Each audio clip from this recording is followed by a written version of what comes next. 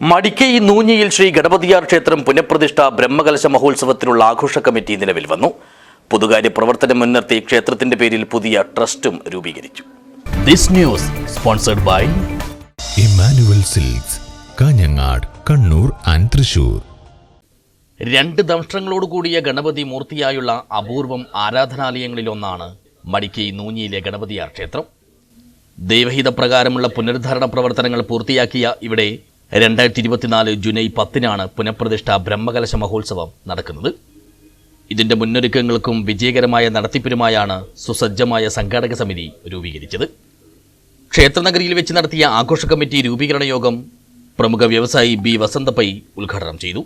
ചടങ്ങിൽ പുനർനിർമ്മാണ committee working chairman V Gopi അധ്യക്ഷനായി. പൊതുകാര്യ പ്രവർത്തനങ്ങൾ മുൻനിർത്തി ക്ഷേത്രത്തിന്റെ പേരിൽ പുതിയ ട്രസ്റ്റിനും രൂപം നൽകി. ഇതോടൊപ്പം തന്നെ അംഗത്വ വിതരണവും നടന്നു.